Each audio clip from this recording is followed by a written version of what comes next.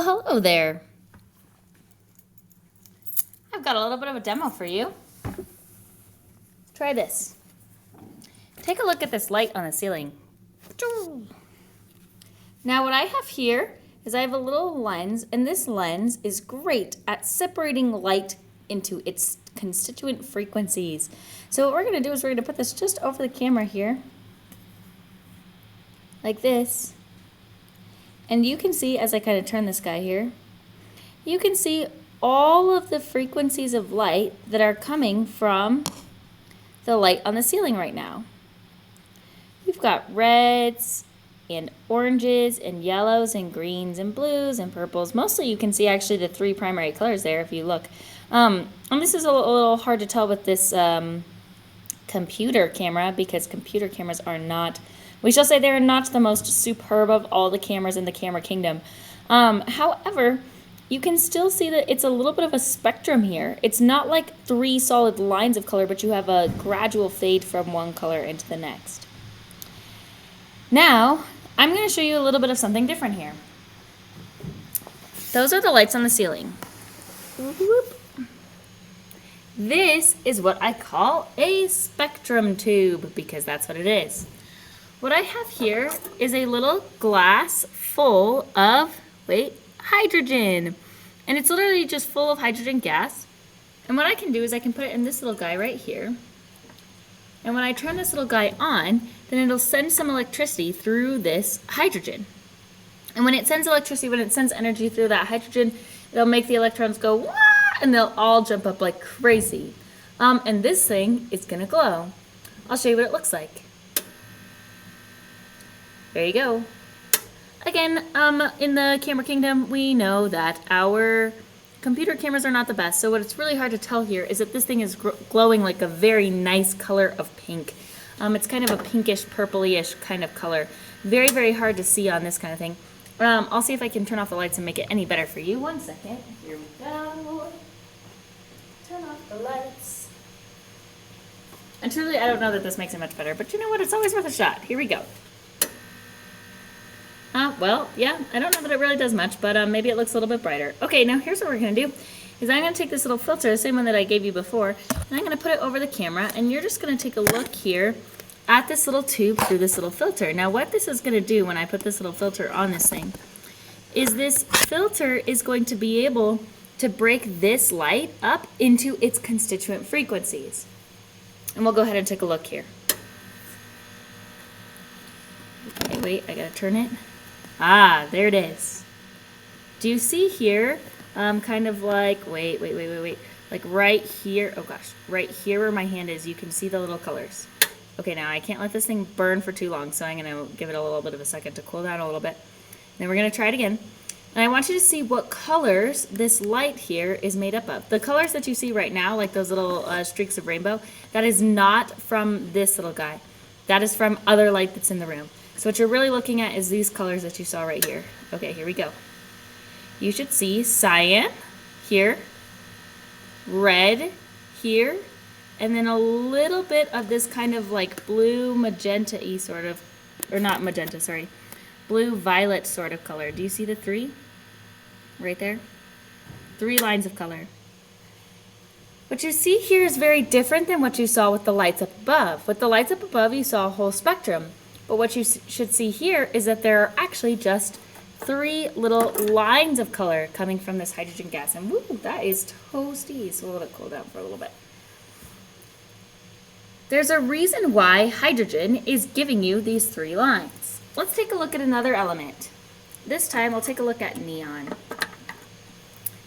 Here's some neon. Watch it glow.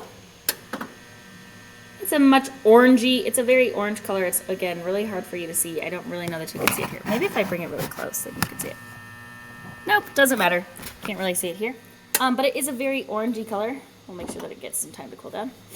Here's what I'm going to do. I'm going to put the filter on your camera again one more time, and we're going to see if you can see all the colors it's made up of. Ooh, do you see them off to the sides? We got reds. Do you see nice lines of reds, nice lines of oranges? A line of green maybe, or maybe a line or two of green, and maybe a line of purple. But once again, you see that these lines are actually distinct lines. It's not like a broad spectrum of colors where you have all the colors kind of fading into each other. It's just a beam of red and then a beam of orange and a beam of yellow, or maybe two beams of red right next to each other. It turns out that every element has its own color fingerprint, and you can tell what an element is based on what colors it gives off when this little gas is going through some little electric shock like this. When it goes through electric shock like that, we call it a plasma. We'll explain what a plasma is in a second. But each element glows a different plasma, and you can use one of these guys to figure out what the element is because each element emits its own very specific colors, and not all elements emit those colors. Well, to figure out why an element emits the specific colors that it does, we're going to have to know a little bit about the Bohr model of the atom. And that, if we can understand the Bohr model of the atom, will allow us to understand what all the stars are made of. And that's our lesson for today. I'm going to go ahead and get us situated here, and I'll be right back in a second. Here we go. Let's pause it. Okay, here we go. Today we are talking about Bohr's atomic model. Now, before we talk Bohr's atomic model, we have to talk a little bit first about Ernest Rutherford's atomic model. Ernest Rutherford was the guy who shot the helium nuclei at his gold foil, and in doing so, he found out that there had to be this really positively charged, dense thing at the center with a lot of empty space, and then these little electrons going around the outside, kind of orbiting around like little planets around the sun. And so he said that's what an atom looks like. But then Niels Bohr found a problem with this, and the problem that he found is he said, okay, if all those little electrons are constantly orbiting around the outside, then those electrons must be constantly losing energy because they're constantly experiencing a centripetal force. They're constantly accelerating. If they're constantly accelerating, they must be constantly losing energy. If they're constantly losing energy, well, eventually their circles would get smaller and smaller and smaller until all those little electrons would fall into the nucleus of the atom. And all atoms would basically implode. And he said, I don't see a lot of nuclei imploding I don't see a lot of atoms imploding all the time. Like it's not like these electrons are just falling into the center all the time. So there must be something else that's going on. And Bohr's proposition was the idea that the little electrons are going around the outside in very, very specific energy levels. So he said, suppose that you had an atom. Go purple. 1 second. Yeah. Now I gotta erase all this stuff. Bye. Okay. Suppose you had an atom like this. Here's my nucleus. It's a super positively charged, dense center thing right here. And then he said you have these little circles around the outside like this. Well, that is really terribly drawn, but it's okay. We're just going to move on about it. Okay, here we go. Okay, close enough. So I said, suppose you have this atom. In this atom, you have all these different energy levels, and an electron can exist on an energy level, but not between energy levels. So an electron could be at energy level 1, or at energy level 2, or at energy level 3, or energy level 4, but it couldn't be at energy level 2.5. Or it couldn't be at energy level 1.3. It can't be between energy levels. It has to be at an energy level. So he said this is how electrons work. That way they're not losing energy all the time because they only lose energy if they jump between energy levels.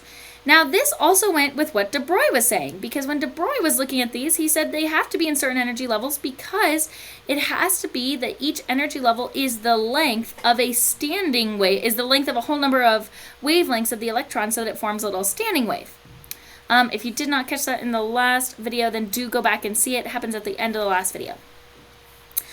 So both de Broglie and Bohr agreed that these electrons had to be in different energy levels. Now here's Bohr's idea. Bohr's idea was that a little electron could be in one energy level or in another energy level, and it could transition between them, but it couldn't be in the middle. So, for example, if you had a little electron here, we'll go with black. If you had a little electron right here, that electron could move up in energy level, but it would need a little bit of extra energy to do it. So this is the lowest energy level here. This is the highest energy level out here. We call the lowest energy level, let's call it energy level 1. We normally write this energy level 1 as not with the letter E. The letter E stands for the amount of energy. We call the first energy level number 1. And we call the second energy level number 2. And we call the third energy level number 3. So if this little electron wanted to transition from level number 1 to level number 2, well, you need to put a little bit of energy in. And Bohr said you could put a little bit of energy in, and that energy would come in the form of a photon. He said if you took a little photon and you launch a little photon at an electron, the electron will absorb the energy from the photon, and that will give it enough energy to jump up to the next energy level. And then, once it's up here, if you wanted to make it jump again up another energy level, well, then you could throw in another little photon. So take a little photon here, throw it at this little guy like this, and that would give it enough energy to jump up to the next energy level, all the way up here. Whoop. Like this. We're blocking out our title here, but you get the idea. Then he said you could also do something crazy. Like you could also do something like this. Say that you wanted to take this little electron and you wanted to skip the second energy level and go all the way up to the top. He said you could totally do that, but you'd have to give that little electron a lot of energy. So you would need a super, super energetic little photon, a really, really high frequency photon, ton of energy. Wait, let me try again. And he says you could launch that little photon at the little electron, and then the little electron would jump up. And then he said, and actually, you could get the same thing if electrons are falling down, but the opposite direction. So let's say that you had a little electron in the outer energy level that then fell down to the second energy level. Well, when it fell down, it would release a little bit of energy if it jumped down, and it would release that energy in the form of a little photon. He said then you could also have a little electron on the second energy level that drops down to the first energy level. And if it does that, it would also release a little photon. And he said, or you could have an electron that drops from the very top energy level all the way down to the very bottom energy level. And in doing so, it releases a little photon. Like this.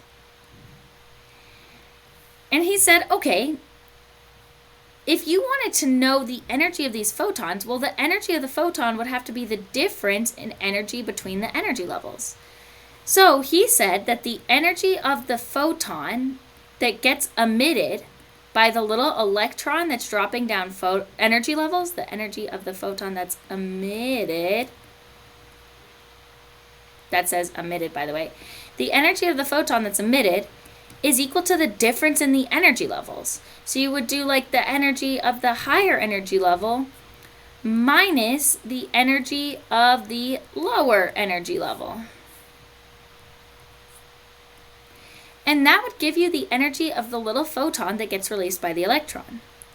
Now, as you can see here with these 3 orbitals like that, that gives a little electron an opportunity to release 3 different photons. If it drops down from the very top to the very bottom, it would be releasing a lot of energy because there's a big energy difference between the outermost orbital and the innermost orbital. And so it would release a very, very energetic photon. Now we know that the energy of a photon corresponds to the frequency of that photon. So if an electron is jumping down a lot, it's going to release a lot of energy. And that energy is going to come out in the form of a photon, but it will be a very high energy or a high frequency photon, something like the color blue. Then if you had a little electron that jumped down a medium amount, like from this energy level to this energy level, well then it would release a medium frequency of light because it would have medium energy, something like, something like cyan, like this. And he said, and if you had an electron that dropped down between 2 energy levels that were very close together, in this example I drew it here, that's not totally accurate, but in this example, if you had something that dropped down between 2 energy levels that were very close together, in other words, there wasn't a huge energy difference between them, then he said you would release a photon that has a very low amount of energy, which means it would have a very low frequency, something like the color red. Could you see why hydrogen would release 3 colors? A blue, a cyan, and a red. This is also why each element gets its own special energy or electron or color footprint. sorry, not electron footprint. This is why each element gets its own color footprint, or its own, we say, emission spectrum. Because the photons that it emits is different for every single element. When you looked at neon, neon emitted way more colors. That's because neon has way more orbitals to play with, and way more electrons and way more orbitals, so you get way more colors from your neon. You can imagine that as you go up the periodic table and you increase the number of orbitals, you get more electrons. And so as you increase the number of electrons, well, then you're going to get more different kinds of colors. You'll get more photons. And so this explains why each little color has a color that it does. All that's happening in those tubes that you saw over there is that the little electrons, or the little hydrogen atoms are getting shocked by some electricity. That gives those little electrons enough energy to jump up an energy level. Then when those little electrons drop down an energy level, they release a photon, and they release one of 3 main colors. And that's the general idea. Now, before we move on, there's one other concept that you need to know, and that is a vocab word that we call ionization. That says ionization. I don't know how our Z doesn't look like a Z there. Ionization energy. Not energy. Let's try that again. I can write ionization energy.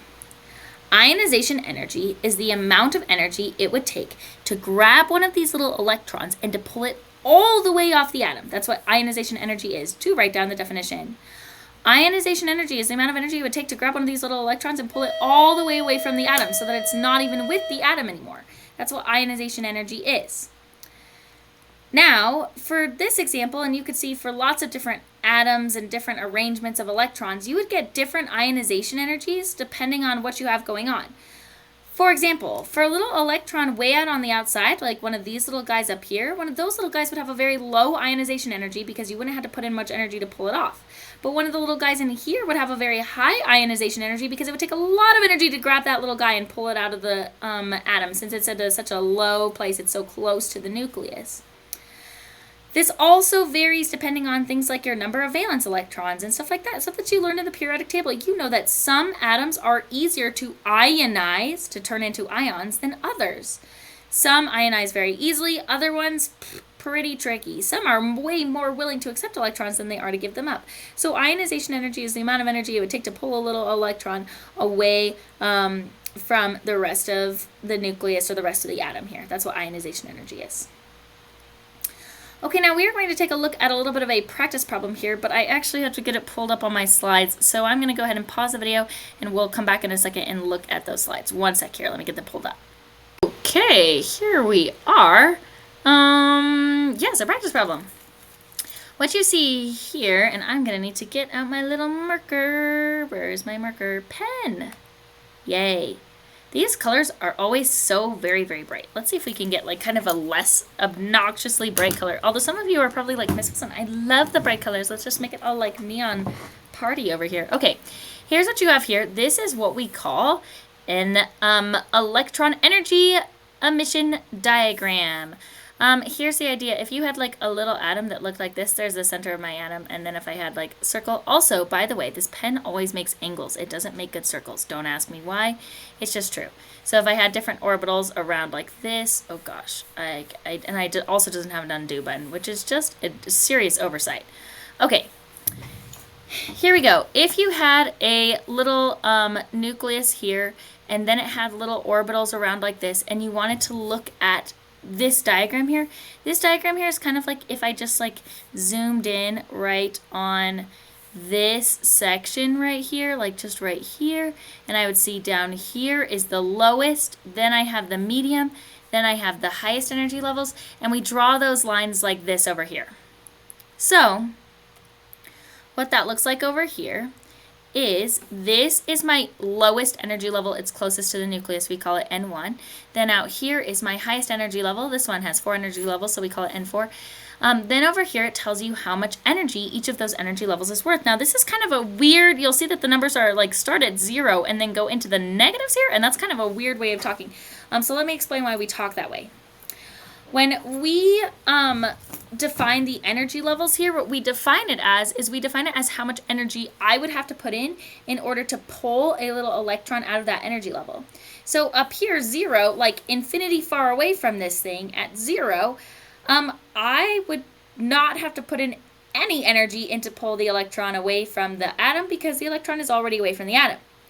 But then when I get to the outermost energy level, I have to put in a little bit of energy to pull it away, but not like that much energy because it's actually like, it's not a ton of energy, but it is some energy because it is bound to the atom, but it's not like crazy, crazy bound to the atom. So I would have to put in a little bit of energy. We would say like 1 electron volt.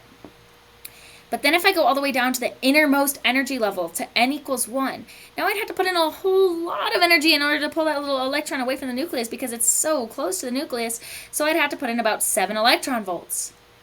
These numbers here define how much energy the electron has. So the electron that's on energy level n equals 1, on the first energy level, has -7 electron volts worth of energy because I would have to put 7 electron volts of energy in order to pull it out.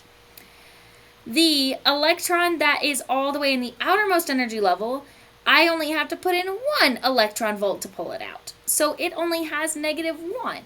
So this is a weird way of talking, but it shows that the electron that's in the innermost energy level actually has the least amount of energy, whereas the electron in the outermost energy level has the most amount of energy because for the one in the lowest energy level, I would have to put a lot of energy into it to pull it out, but on the top energy level, I just have to put in a little bit of energy to pull it out. Then we're going to take a look at this thing, and we are going to answer some questions about it. We got question number 34 and question number 35, but before that, we're going to do question number 33, which is a question that I am making up. Oh, I guess my pen doesn't work anymore. 33. Okay, yeah, I told you, angly threes. Here's my question, is how many little photons would be emitted by this hypothetical atom? Think about it for a second. Like, for serious, pause the video and see if you can figure it out.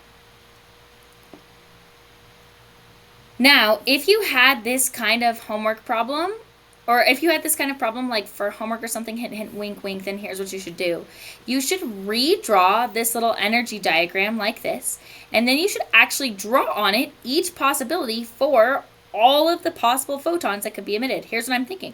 Thinking if I had a little electron, that is an electron, by the way, it's not a Dorito. If I had a little electron in the outermost energy level, well, it could drop down 1 energy level like this. That's a arrow. It could drop down 2 energy levels like this. Or it could drop down 3 energy levels. Again, pretend my arrows land at the right place, like this. And then if this little electron landed on the second energy level, do you agree, then it has 2 paths down. It could go down another energy level like this, or it could go down all the way like this. And then if you had a little electron like this that made it down to this energy level, well then after that, it could go down another energy level, oh gosh, like this. So this gives me possibly 1, 2, 3, 4, 5, 6 different little photons that could be emitted.